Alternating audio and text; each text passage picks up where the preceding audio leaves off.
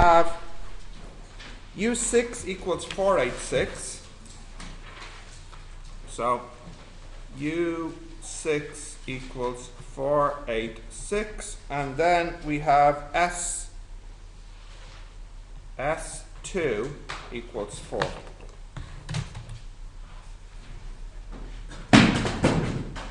Now, this one here tells me that A or 5 equals 486. And then this one here tells me that 1 minus or power n, isn't it? And there's an A here as well, sorry. N, lost my N. Over 1 minus or, that should equal 4. Now this here stays as A or power 5 equals 486. Now if you do long division here, this will simplify to A plus A or. But you know that already, because this is S2. Is the sum of the first two terms, which are A and A or. So you kind of knew that already if you were to just think about it a little bit. So the question is, how do we put these two together to solve? Well, I could get the A here and put it into that one. That's one way to do it. So if I want, I can write this as A 1 plus or equals 4. And then A or 5 equals 486. So we have A equals 486 over or 5, and A equals 4 over 1 plus or. So we get 486 over or 5 equals 4 over 1 plus or. Cross multiply. And we have 486 plus 486 or equals 4 or 5. Okay. So I get, let's see, 4 or 5 minus 486 or minus 486 equal 0. So now I need to try and solve this. Okay, I can see that if I try 0, that won't work, and if I look at it, 1 and minus 1 I can see won't work. So it maybe needs to be something like 2 and minus 2. I don't think it'll be minus 2. I mean, it could be. I think I'm going to try with positive 2 first. So if you put 2 into this, what do you get? Do you get 0? Can you check on your calculator? If you put 2 in here, 2, 4, 8, 16, 32, yeah? Ah, yeah, I kind of did a step in my head here. It was 486 multiply 1 plus or. So I opened the bracket. So I kind of skipped that step. Or I didn't write it down. Is it 0 or not? No. Yeah, what about minus 2? Minus 3. It's minus 3, is it? Yeah. Or equals minus 3. And then that's the answer then. And then if you want the A, we can just sub it back into, say, this one here. You get A equals 4 over 1 minus 3, 4 over minus 2. So minus 2? Yeah. I'm sorry if that doesn't match the answer at the back. Which one is this? 8E? Wait, it does match the answer at the back. Minus 2, is it? Minus 2 and minus 3? Yeah, yeah.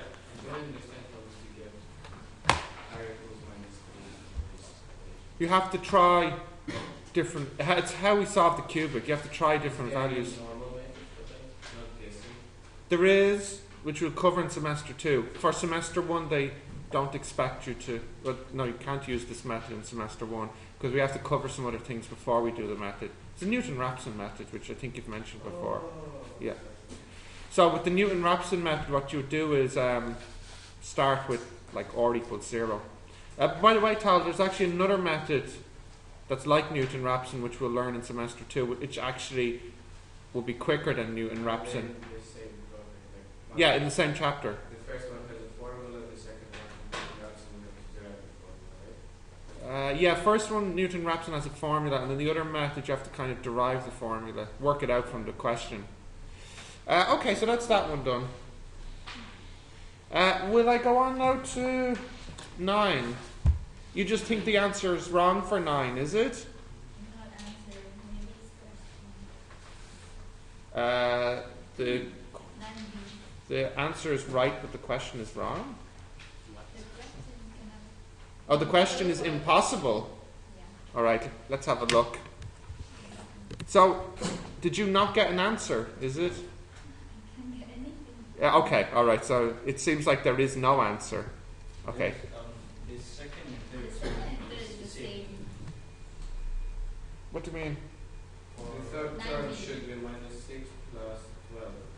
9B. Oh, Or minus 12. oh, you're right. B is impossible. Yes, yeah. But what about C? Did I ask you to do C? Yep. Is it possible or impossible? Or- It's possible. Yep. It has an answer. All right. So this is what I want you to do. Delete B. Yeah. But you're right. It's impossible. And what's the reason that it's impossible? What's the reason it's impossible? The third term is wrong. The third and the second term are the same. Yeah. Yeah. So it can never have an answer. So we won't even bother checking it. Okay. But do you need me to do C or not? I don't know. C is fine. Yeah. Yeah. You want me to do it or not do it? No. Fine. So C. You have 3 terms. First term is 2x plus 2. Second term is 4x minus 8. And third term is 8x plus 2. So if it's geometric, which I tell you it is, that means this one divided by this one, that should equal OR. And then this one divided by this one, that should equal OR as well. So therefore, 4x minus 8 over 2x plus 2 should equal 8x plus 2 over 4x minus 8. So we do our usual cross multiplying here. When I multiply 4x, well, I'll just write it down, 4x minus 8, and then 4x minus 8, 8x plus 2, 2x plus 2, 16x squared minus 64x plus 64 equals 16x squared, and then this would be 16x plus 4x plus 20x plus 4. It's nice because the x squareds cancel. They're both gone. So I would get here 84x and 60. Is that what you got? Yeah. So then x equals 60 over 84. What's that? 30 over 42. 15 over 21? 5 over 7. Which can go again, yeah. 5 over 7. So 5 over 7 is the answer then.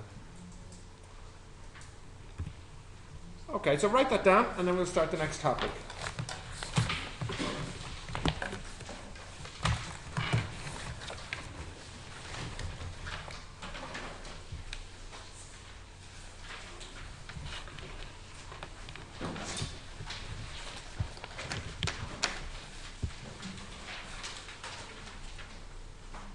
Okay. Can I scroll down? Yeah. Yeah. Okay.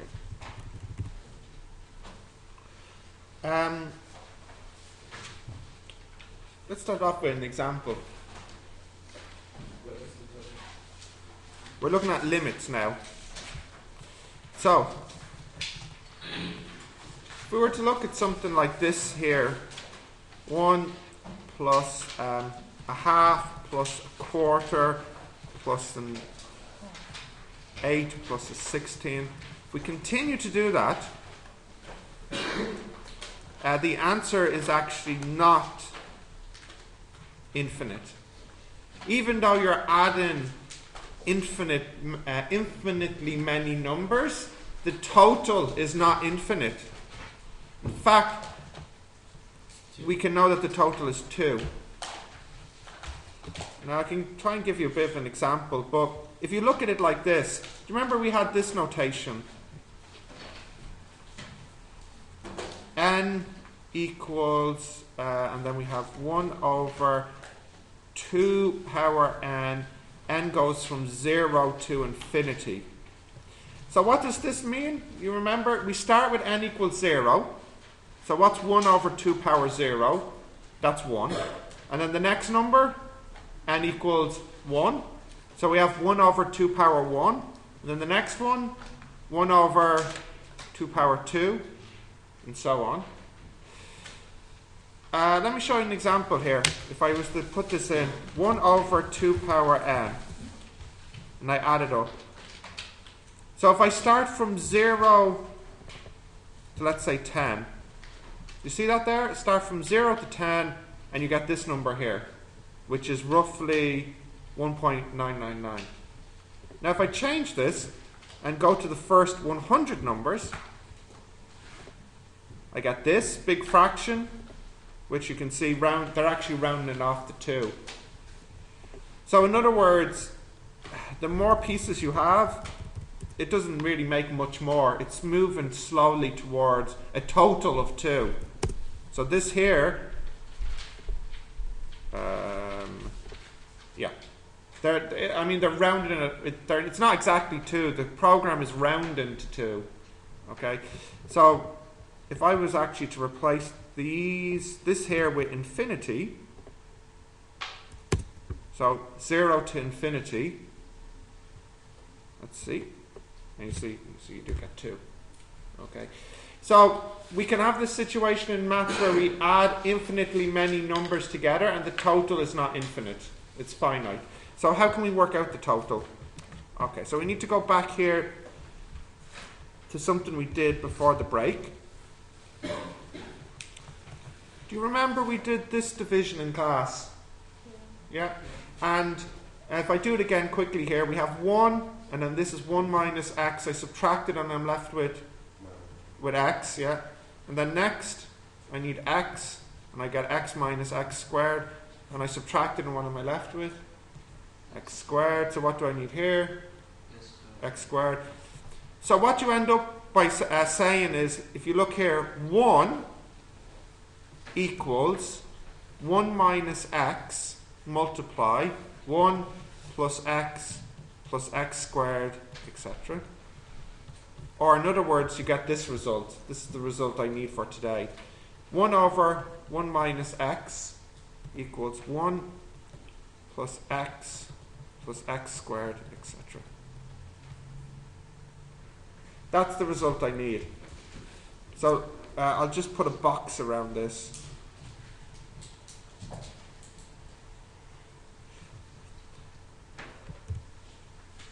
So let's go back to my example here. 1 plus a half plus a quarter plus an 8, etc. If you look at this, you realize it's exactly the same thing as 1 plus a half squared plus a half cubed, etc. And when you think about it, that is exactly the same thing as 1 plus x squared plus x cubed, etc. Except you're just saying that x equals a half. But you have a formula for all of this. What's the formula? 1 over 1 minus x, which equals 1 over 1 minus a half. which equals 2. So what you do for these problems is you try to figure out what the x is. And you might realize that this also looks familiar. It actually looks like a GP, doesn't it? Except instead of x, we should have or. So if you think about it with an or instead,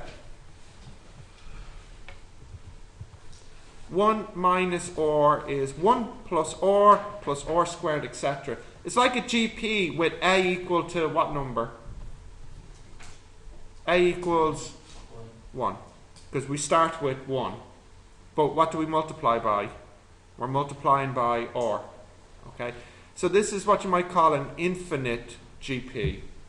This is the formula. It's in the formula book, okay? Let's do an example where it doesn't start with 1 though. So for example, I'll do 1a. Okay.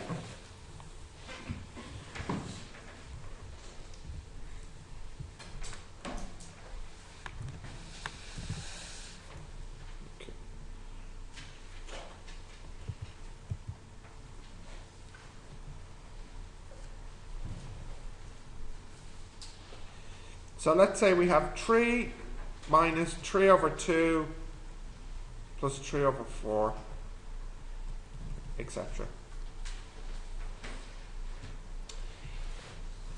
All we need to do here is divide everything or take out the 3 at the start. So we rewrite this as 3 bracket 1 minus 1 over 2 plus 1 over 4 minus etc. What does the or equal here in this one? Or the x? What does that equal?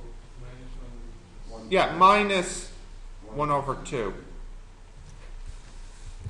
Because we can say that this equals 3, 1 plus minus a half plus minus a half squared plus minus a half cubed plus etc. So we just use our formula. 3 multiply 1 over 1 minus a half. So what's that? That's 3 over 1 over 1 plus a half, 1 and a half. That's 3 over 2, isn't it? So that's 2 over 3, 2, is it?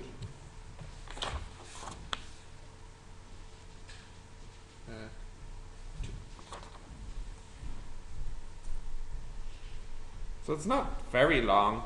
Once you figure out what the or is, which you know how to do, you take this number and divide it by this number. Or you take this number and divide it by this number, which is very easy. In other words, this is the or here always.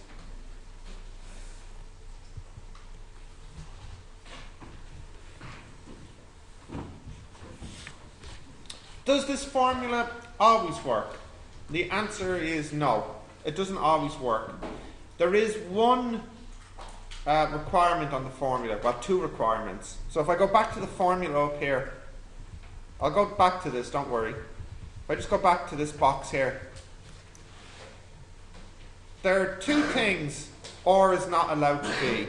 You can see that or cannot equal 1. Okay? But there is another problem. What would happen if or equals 2? So what's 1 over 1 minus 2? That's 1 over 1 minus 2, which is minus 1. 1 over minus 1? Minus 1. So on the left, we get a negative number, yes? But if I put 2 into this, do I get a positive or a negative number? Positive. Why? Because they're all positive, aren't they? 1 plus 2 squared. You add them all up, you get a positive number. And worse, if you keep adding them, you get infinity. 1 plus 2 plus 4 plus 8 plus 16 plus 32. So there is actually a problem when or is not a small number. The proof or the reason is not on the course, but I'll just tell you for this formula, It only works if or is between minus 1 and 1. In other words, it only works if it's a number like this, 0 point something. A decimal less than 1. Okay? So here I'm not allowed 1, so I don't need to write this anymore. So this is the requirement. Or must be between minus 1 and 1. And you'll notice in both my examples it was. A half was the first one, and minus a half was the second example. If or is in this, we say it converges. Remember this word? And then if or is not in this, and the total is infinity, what do we say? Diverges. Diverge. Now that's important because in the exam, for 1 mark, they'll ask you, like in this question, does this converge or diverge? In this case, which is it? It converges to 2. But they want the reason. So the answer would be, this is the answer now, to the question, does it converge?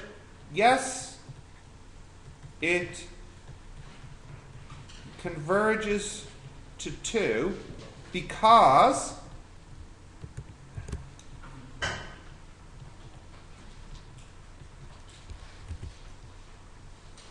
or equals, what do we say? Minus a half, which is between minus 1 and 1. Make that clearer. Now we're going to use a number. No. Well, not another formula, but another type of problem that's not like this. This question is in the exam from time to time for 1 mark. They would say something like, what is the limit? Or maybe before they say, what is the limit, they might say, does it converge? You get 1 mark for this line here. Or equals minus a half, which is between minus 1 and 1, so therefore it converges. Or I just wrote it backwards. I said, it converges because. Okay? But the mark goes for writing this here. Okay, 1 mark. Sometimes they ask you, sometimes they don't. But it's an easy 1 mark. You just have to say, or is a number between minus 1 and 1, and you got your mark. There's no calculation. That's the reason. Okay? So let's look at a different type of problem now.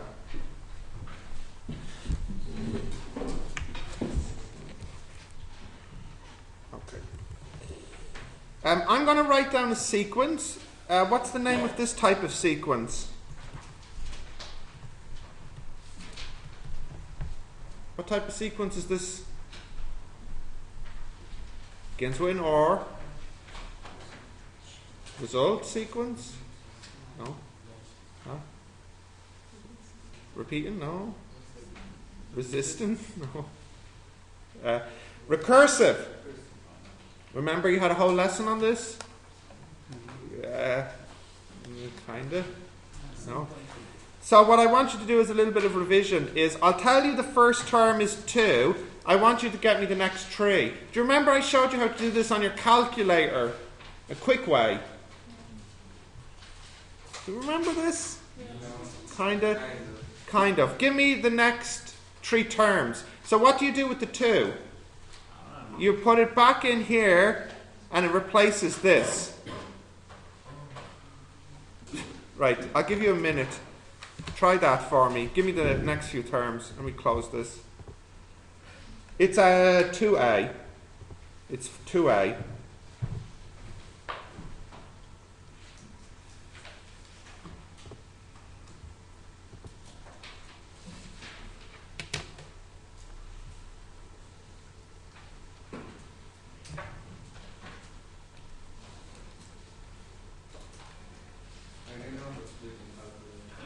That's okay. You can do it just bit by bit.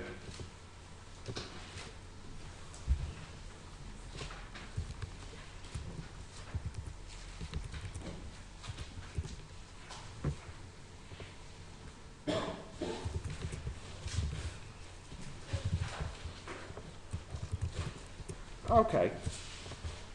What do I say the first term is? 2. And my formula is the next term equals 4 minus 3 divided by the previous term, which in this case is 2. So you should have 2.5. Yeah. The next term will be 2.8. The next term then will be 2.92. You can see it there. And the next one then will be 2.97. I'm just putting this into the calculator. I'm just using Excel, so I don't need to type it in. Is this convergent or divergent? What do you think? Convergent, yeah. Let's take some more terms. Let's go up to term 100. You see what's happening? Yeah, it's convergent towards the number 3. Now, I want you to take out your calculator, and if you put in the number 3, you'll see that the next answer will be 3. That is the limit. So if you type in 4 minus 3 over 3, you see, you get 3, don't you? So 3 is the limit here. But of course, in the exam, this is not a good way to do the question, because here it's a nice answer. The limit is 3, but maybe the limit is something like 3.26. So is there a way to calculate the limit exactly for this type of problem? So we have that one, and then what was the next one? 2.5, and so on. We would like the limit, which if you think about it is like t infinity. It's like the last term, so to speak. We want to know what this is. It's not as difficult to find as you might think. You go back to this here, and what you do is you make n equal to infinity. Because that's what you want, isn't it? The infinite term. That's the limit. First, second, skip some, to infinity, infinite term. What would n minus 1 be if n is infinity? Yes. Yes. Infinity minus 1. Infinity just. So if I rewrite this now, I get t infinity equals 4 minus 3 over t infinity. And what do I want to find? I'm looking for t infinity. So I need to solve this. What should I do first to solve this? How can I simplify? How can I simplify? Any ideas? Multiply everything by t infinity. Some people don't like looking at t infinity. It scares them. If you are like this, you can just replace it with x. Now everything is better. Oh, what a relief. So if we multiply everything by x, we get x squared equals 4x minus 3. X squared minus 4x plus 3 equals 0. Well, it's a quadratic. It has two answers. X minus 3x minus 1. So this gives us x equals 1 or 3. But remember, x is just our friendly version of t infinity. So we actually have two answers here. But we know which is the right answer. Which is it? Yeah. So in the exam, this will happen. You'll get two answers and you'll need to make a choice about which is the answer and which is not. And the only way you can judge which is the correct answer is if you calculate some terms. So if I see it starts at 2 and then it goes to 2.5, which is it more likely to move to, 3 or 1? To 3. Okay, so we reject this one, and this is the answer. This is the limit. This one here. Okay, this is pretty common in the exam, so please write this one down.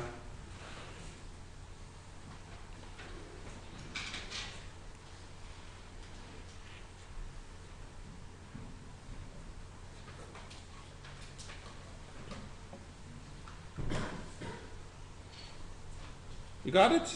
Yep. Okay. So now the next type. So that was recursive. So let's look at one which is not recursive. So we have example now 3a. Tn equals minus 5n squared plus 8n plus 5 all over minus 4n squared plus 2n. So if I want the first term, what does n equal? 1. So I have, let's see, minus, big here, fraction here, 5 plus 8 plus 5 over minus 4 plus 2. So what's that? 18 over minus 2? Yeah. So is this 9? If you put n equals 1, do you get 9? Anyways, it doesn't matter. I'll check it in Excel. So let's see what we get. So this time we have n, and then this one is Tn, and this is 1.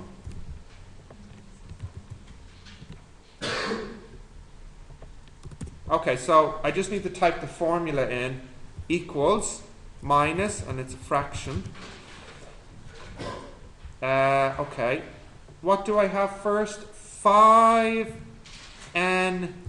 squared plus 8 times, there should be a times as well, 8 times n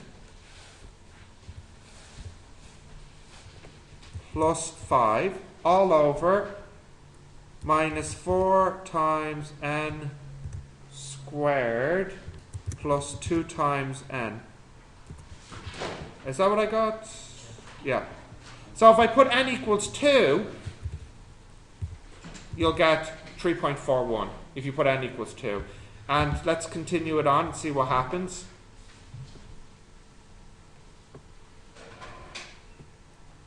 Now you see this one is interesting because we can see that it has a limit. It's not really changing. But it's not exactly clear what the limit is because it's a decimal. It's not a whole number. If I take some more. Yeah, so you can see that even at term 389 and 390, it's still a little bit far away from the limit. But we can see that it's 1 point something. 1.2 maybe 1.3. So how can we find it for this type of problem? So this one here, let me just get rid of that, make space. This one is not recursive, but you still do the same thing. But before you make n infinity, there's a little trick to simplifying. What you do is you look at the top. What's the biggest n here? It's n squared. And what's the biggest one here? N squared. And which is bigger? Well, in this case, they're both the same. But you take whichever one is bigger, which is n squared here. And yes, divide everything by this number. So you would get minus 5n squared over n squared plus 8n over n squared plus 5 over n squared all over minus 4n squared over n squared plus 2n over n squared. It's still the same formula, we just changed the form. What happens here? They cancel. What do I have left here?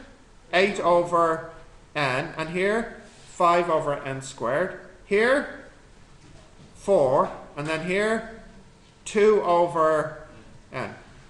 Now we calculate the infinite term by making n go to infinity. And there's a little trick here. If you have a number and you divide it by infinity, the answer is always 0. So if we use this information, we can get the answer here. This equals minus, big bracket, 5 plus 0 plus 0 over minus 4 plus 0. Because all of these here would be a number divided by infinity. So in fact, we can see that the answer is exactly 1.25.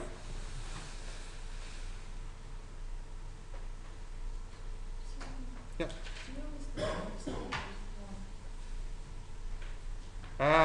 Say again, do we always take?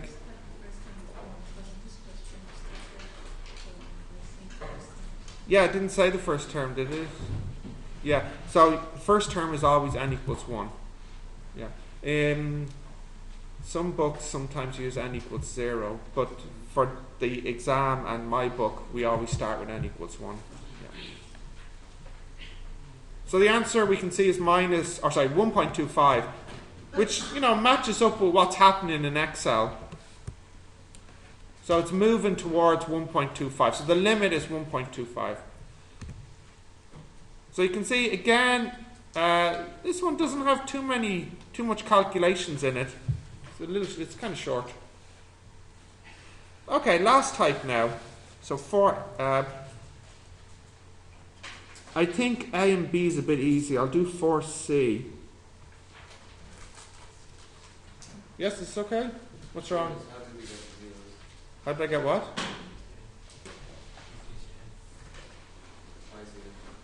Why Y 0? Yeah, because if you look at this, what's n? What's n? Yeah, so 8 divided by infinity? It's 0. A number divided by infinity is 0. You can take that as a fact if you want, if you weren't aware of it. Okay, I'm going to do 4C now.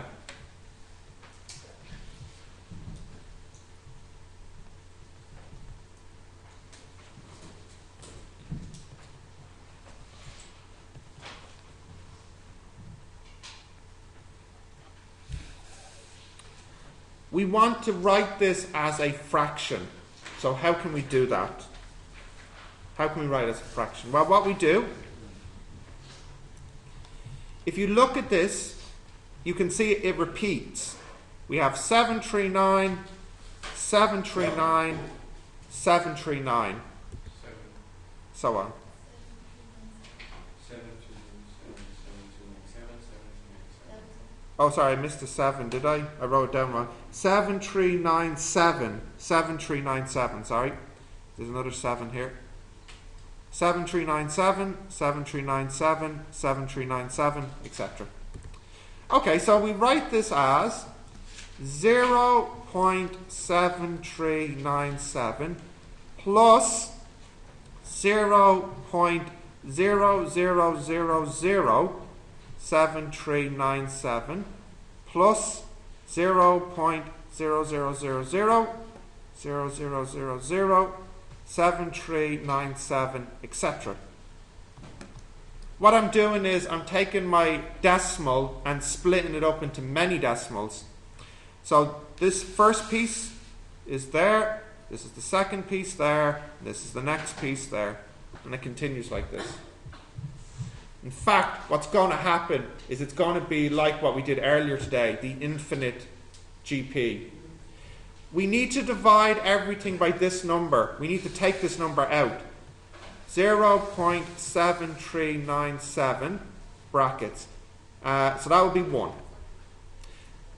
So we need to do this number divided by this number so we can take it out. I'm taking it out. Sorry, I'm taking this number out. If I do this number divided by this number, I get 0.0000001. Is that right? Can you check? Yeah, which I'll put as a fraction in the next line, yeah. 1 times 10 to the power of -4. Or -5. Is it mine? I have too many zeros here? 4. Okay. Like this? Yeah. Is that what you got in your calculator? Yes. Okay. And then the next one will be 0.1, 2, 3, 4, 5, 6. Okay, and so on. If you multiply these here by this number, it will go back to this. But as you pointed out, these are actually fractions. 0.7397, 1 plus 1 over 10,000 plus 1 over, and then this would be 10,000. Sorry, it's actually squared. There's 8 zeros. And then the next one will be 1 over 10,000 cubed, etc. This is exactly the same as what we did earlier. Question, yeah? Why is this one? Ah, yeah, because it was originally here 0.739, and I took that out in the front. So it needs to be 1 here, because when I multiply it back in, 0.7397 multiplied 1 gives me back this one here. I'm taking this out from all of my terms. So when I take it out of itself, it leaves me with just 1. Okay, so if I use my formula now, this is 0.7397, 1 over 1 minus 1 over 10,000. So let's type that in.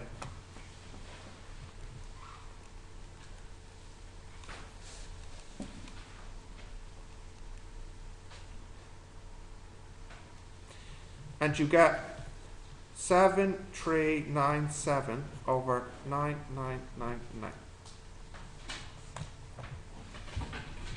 So that's actually the fraction here for this decimal number.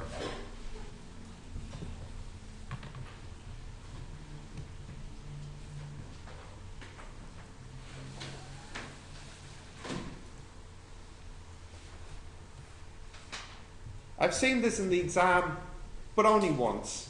So in the last 12 exams I've seen this only once. So it's not common in the exam.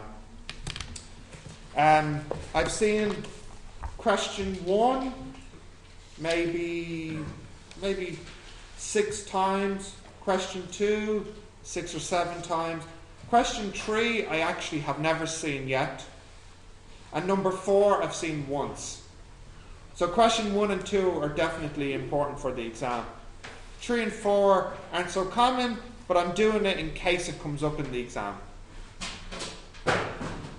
Okay, they're not long questions. So I'm going to give you 3 from each to do for homework, which you can start now. And I want you to do the last 3 in each. You can start it now.